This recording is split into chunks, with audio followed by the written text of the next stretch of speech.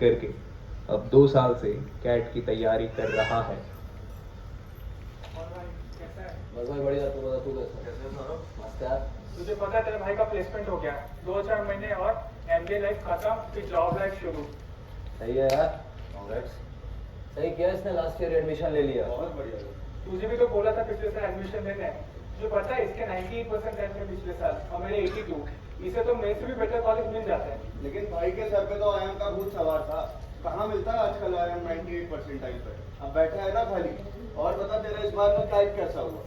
थोड़ा सा मुश्किल था यार पेपर इस बार, देखते हैं क्या होता है। जो भी कॉलेज का मिले ले लेना, वो सब बात छोड़ो, मैं तो आज पार्टी स्कोप कर रहा हूँ, तुम दोनों को जरूर आना है। बिल्कुल भाई। मैं तो नहीं आ पाऊंगा यार, मेरे को काम बहुत ज्यादा है, तुम देख लो। अरे भाई अब तो तू फ्री हो गया यार, अब क्यों, अब तो एग्जाम भी हो गया तेरा। है यार, थोड़ा सा काम है मेरे को, चलते हैं। ठीक है। चलो तुम लोग मजे करो।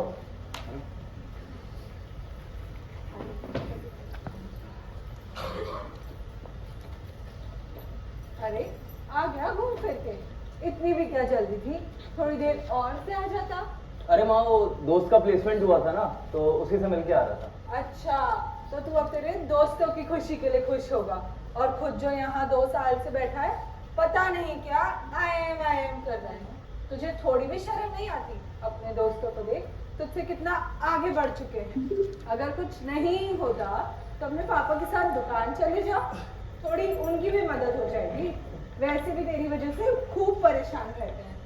मम्मी आप रहने दो, मैं देखती हूँ इसको। देखो क्या करना है। आखिर कब तक बैठा रहेगा तू? कैट के रिजल्ट्स भी आ गए, आईएम का इंटरव्यू कोर्स तक आ गया। तुझे नहीं आया ना, तो नहीं आएगा, कोई बात नहीं। कितने सारे प्राइवेट कॉलेजेस भी तो हैं, उसमें ले लो एडमिशन, वो क्या खराब है? अगर प्राइवेट कॉलेज ही लेना होता तो पिछले साल ना ले लेता। तो क्या करेगा, 1 साल और खराब करेगा? मम्मी पापा कब तक तेरा खर्चा उठाएंगे? 2 साल से तो खाली बैठा है। तो क्या करूं? जिसको देखो ताने पे ताने मारा जा रहा है, खाली बैठा हूं, फ्री बैठा हूं, शर्म नहीं आती? अरे तैयारी कर रहा हूं, एक सपना देखा है, उसको पूरा करने की कोशिश कर रहा हूं। सब कुछ तो किया, जितना पढ़ सकता था उतना पढ़ा। कहीं घूमने नहीं गया मैं, मेरे दोस्त मजे करते हैं, पार्टियां करते हैं, तो मैं सिर्फ पढ़ाई। पढ़ते पढ़ते रात से सुबह कब हो जाती है पता ही नहीं चलता। मैंने हर एक दिन रात को सुबह होते देखा है, और फिर हर सुबह खुद को आईएम पहुंचते हैं। फिर एक दिन एग्जाम में मेरा एक क्वेश्चन कम पड़ जाता है, वो एक क्वेश्चन कब 3 साल की मेहनत पर हंसकर चला गया, पता ही नहीं चला। तुम कहती हो मैं खाली बैठा हुआ? कोई बात नहीं, कोई बात नहीं। प्राइवेट कॉलेजेस में कुछ अच्छे भी तो हैं, उसमें ले लो एडमिशन।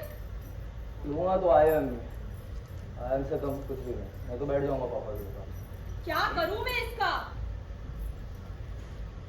संघर्ष की ये कहानी सिर्फ दिल्ली तक ही सीमित नहीं थी, लेकिन दिल्ली से हजारों किलोमीटर दूर रायपुर शहर के छोटे से गांव में भी चल रही थी।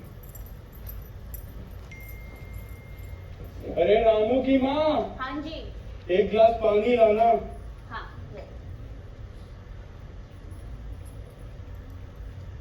ये लीजिए पानी।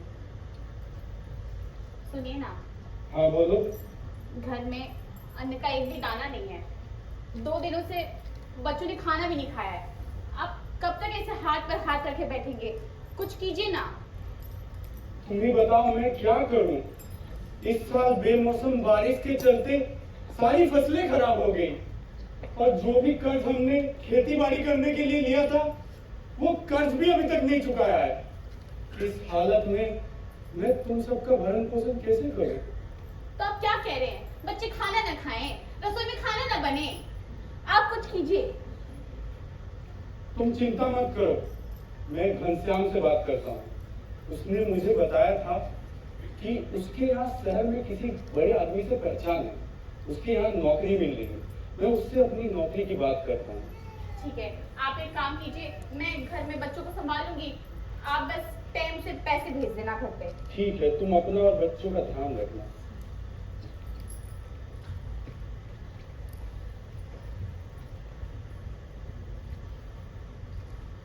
अरे भैया घनश्याम। अरे राधेश्याम, आओ आओ बैठो। भैया मैं बैठने नहीं आया हूँ, मेरे घर की हालत बहुत खराब है।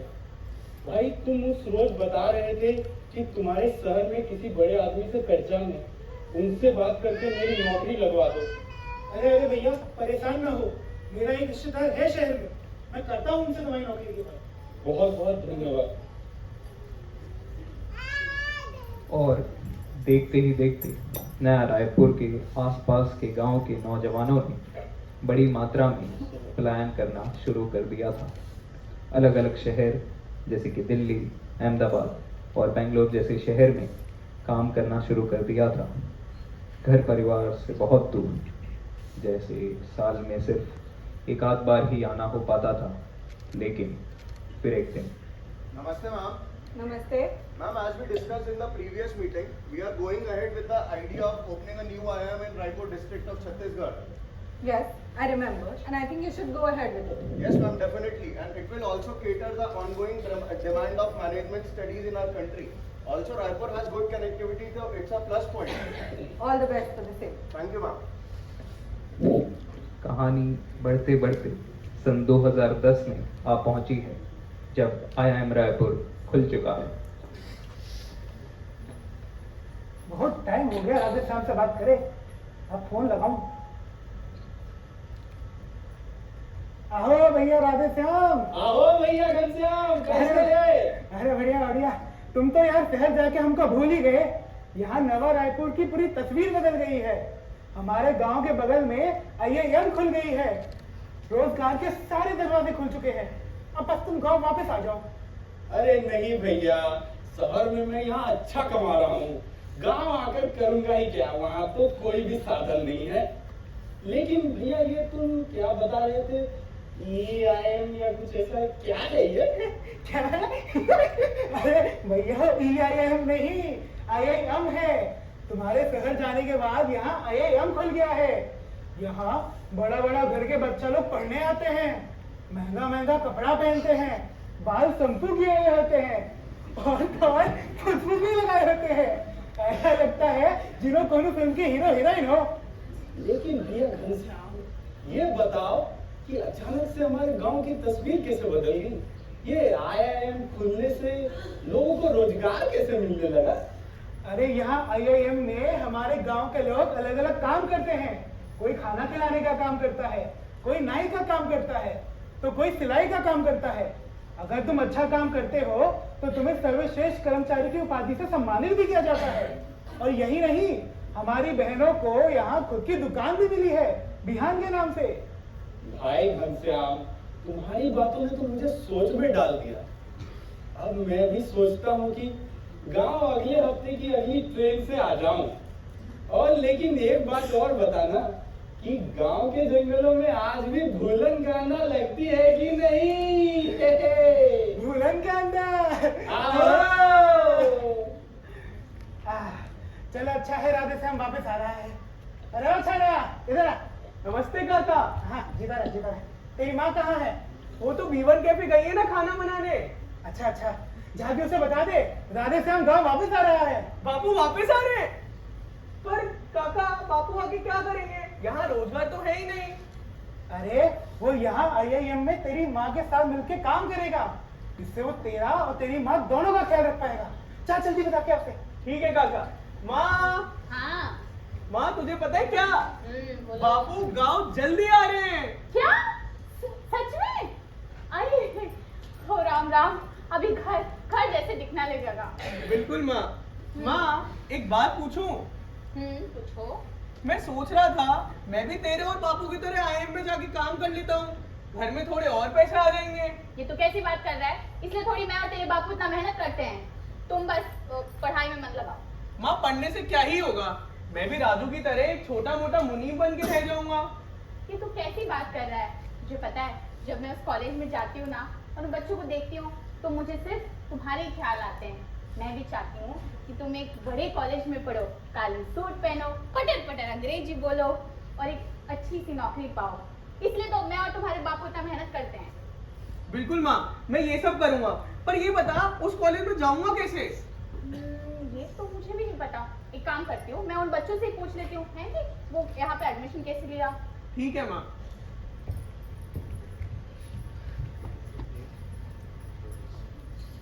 दीदी दीदी, बहुत तेज भूख लग रही है, 2 पराठे बना दीजिए। हाँ हाँ बेटा बैठो। अच्छा तुमसे एक बात पूछनी थी। हाँ दीदी बताइए। आप लोग इस कॉलेज में कैसे आए? कैट की एग्जाम होती है दीदी, वो देनी पड़ती है। अच्छा। पर आप ये क्यों पूछ रही हैं? अरे वो क्या है ना, दरअसल मेरा भी एक बेटा है और वो भी तुम्हारे उम्र का ही है और मैं भी चाहती हूँ कि वो भी इस कॉलेज में पढ़े। बिल्कुल पढ़ सकता है दीदी। कैट की एग्जाम में उसे अच्छे परसेंटाइल लाने होंगे। अच्छा। और एग्जाम फॉर्म और एप्लीकेशन की सारी हेल्प उसे इंटरनेट से मिल जाएगी। अच्छा बाकी दीदी हम तो हैं ही, कोई प्रॉब्लम हो तो आप हमसे पूछ लीजिएगा। हाँ ठीक है, ये लीजिए आपका। थैंक थैंक यू यू दीदी। दीदी। करीबी से उठती हुई उम्मीदों की ये आग, छोटे छोटे सपने देखती ये नन्ही नन्ही आंखें, अपनी मेहनत के दम पे अपने भविष्य को बदलने की कोशिश कर रही है। ये दृश्य हमें ये बताता है कि कोई भी सपना नामुमकिन नहीं होता, कोई भी लक्ष्य इंसान की मेहनत से बड़ा नहीं होता। और वो शायरी है ना कि कौन कहता है कि आसमान में सुराग हो नहीं सकता, कौन कहता है कि आसमान में सुराग हो नहीं सकता, एक पत्थर तो तबे से उछालो यारो। और यहाँ इस बच्चे ने आसमान में सुराग करने के लिए पत्थर उछाल दिया।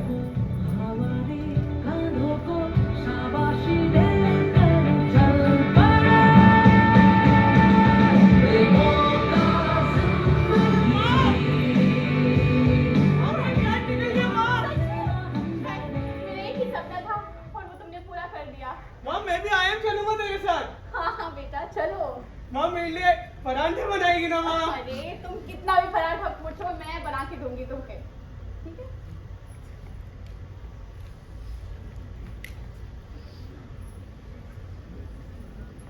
अरे सीता तुम?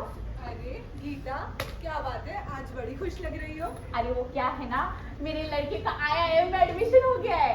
इस कॉलेज में? हाँ पर हमने तो सुना है इस कॉलेज की फीस बहुत ज्यादा होती है। हाँ मुझे भी लगा था कि मैं कहाँ से लेके आऊँ इतने पैसे, लेकिन जब वो बैंक वालों को पता चला कि मेरे लड़के का IIM में एडमिशन हो गया, उन्होंने तो लोन झटपट से दे दिया।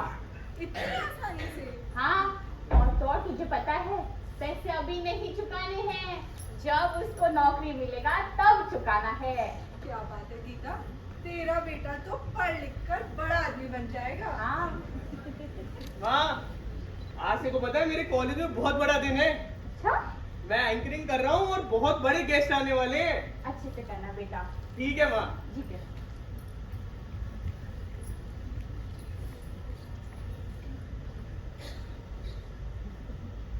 Good evening, everyone. So, today we have our very special guest, and I would like everyone to have a round of applause for the guest.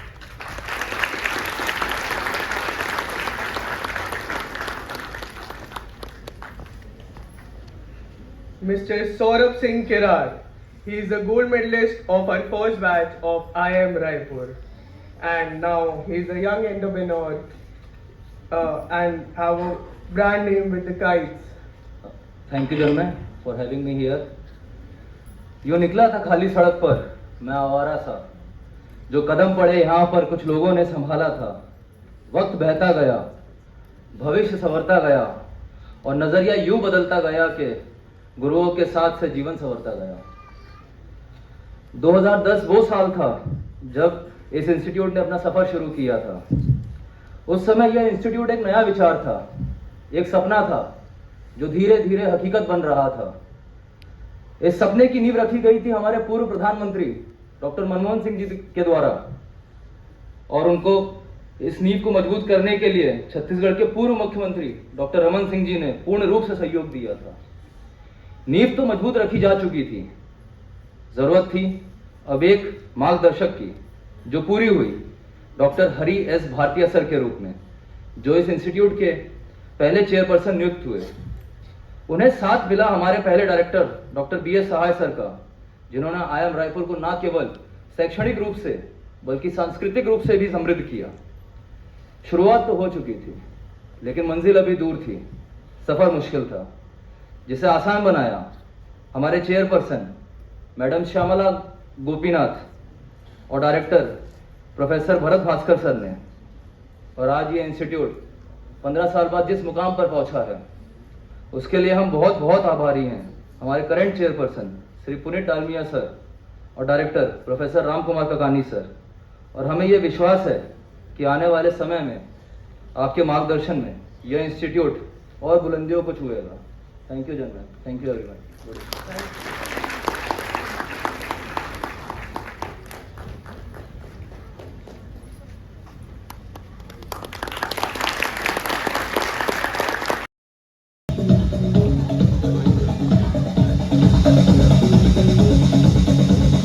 कोई कहे कहता रहे कितना भी हमको दीवाना, कोई कहे कहता रहे कितना भी हमको दीवाना, हम लोगों की बोतल में है ये जमाना।